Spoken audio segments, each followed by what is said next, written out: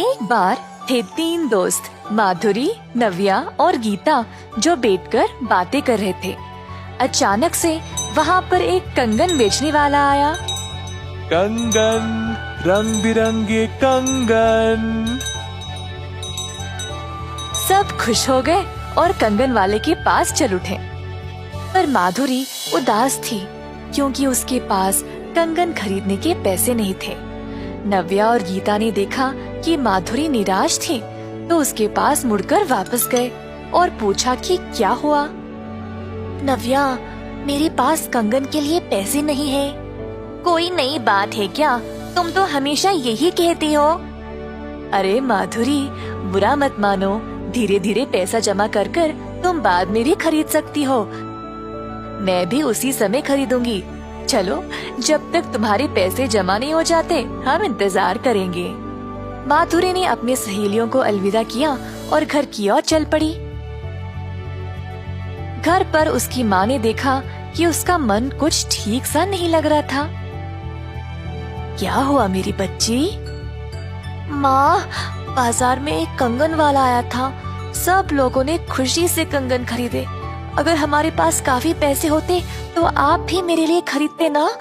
हाय मेरी बच्ची, चिंता मत करो। तुमको पता है असली धन क्या होता है? एक दयालु दिल और दूसरों की मदद करना, और इससे हम कुछ भी पा सकते हैं। ठीक है बेटा। अपनी माँ की बातें सुनकर माधुरी को अच्छा लगा और उस रात वह शांति से सो गई। एक दिन माधुरी और उसकी सहेलियाँ बातें कर रहे थे जब उन्होंने एक गधे को भारी लकड़ी उठा ले जाते हुए देखा। माधुरी ने गधे की ओर देखा और अपनी माँ की बातों को याद किया। माधुरी गधे का बोझ हल्का करना चाहती थी। अपनी सहेलियों से भी मदद मांगा। छी छी, ये गधा कितना गंदा है, मैं इसके पास भी नहीं जाऊंगी। माफ करना माधुरी, मेरे कपड़े नए हैं तो मैं नहीं आ सकती।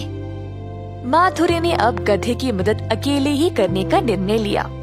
यह तो काफी मुश्किल काम था, पर फिर भी उसने किया। इसी दौरान एक बूढ़ी महिला वहाँ पर अपने गधे को ढूंढते हुए आई। ओ बिल्लू, रुक।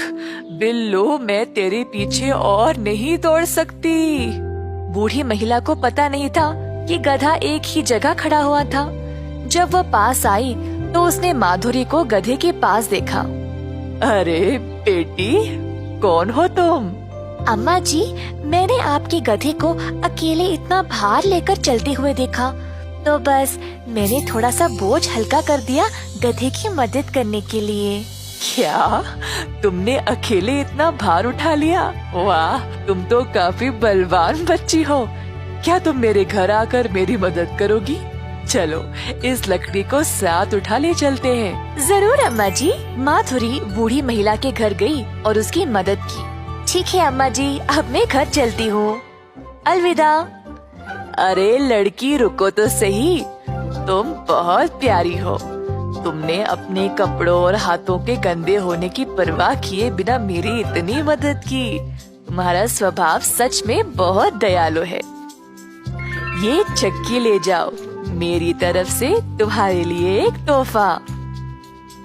माधुरी को लगा कि यह चक्की रसोई में उसकी माँ को काम आएगी और खुशी से भेंट स्वीकार किया। प्यारी बच्ची, यह कोई साधारण चक्की नहीं है, ये जादुई चक्की है। इस चक्की से तुम कोई भी खाने की चीज पा सकते हो और केवल तुम ही इसको रुको रुको कहकर रोक सकती हो। की बातें सुनी और वहाँ से चली गई। घर जाकर अपनी माँ को सब कुछ बताया। माधुरी की माँ उत्सुक थी चक्की के जादू को देखने के लिए। गिरक कर बोली, ओ जादुई चक्की, हमें खाने के लिए चावल दे दो। ऐसा बोलते ही चक्की चलने लगी और उसमें से चावल के दाने निकलने लगे। दोनों माधुरी और उसकी माँ यह नजारा देखकर आश्चर्यचकित रह गए। चक्की चलती गई और सारा कमरा चावल से भर गया। माधुरी की माँ को अब फिक्र होने लगी। अरे माधुरी, हाय, अब हम इसको रोकेंगे कैसे? जी माँ, मुझे पता है इसको कैसे रोकना है। ओ जादुई चक्की, तूने काम किया सही, बस रुक जा अभी। ऐसा बोलते ही चक्की रुक गई। अरे बेटी, अब हम इतना चावल का क्या करेंगे? अरे हाँ, हम इसको बाजार में बेचकर पैसे कमाएंगे। तो दोनों गए बाजार और चावल को बेचकर अच्छा पैसा कमाया। कई दिनों तक उन्होंने चावल, अनाज, गेहूं सब बेचकर खूब धन कमाया। माधुरी की माँ ने माधुरी के लिए वो सारी चीजें लाई जो उसको चाहिए था।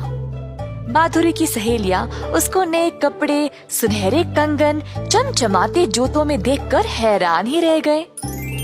इस कहानी से हम ये सीखते हैं कि जब हम दूसरों की मदद दिल से करेंगे तो उसका इनाम कई गुण ज्यादा होकर वापस हमारे पास ही आता है।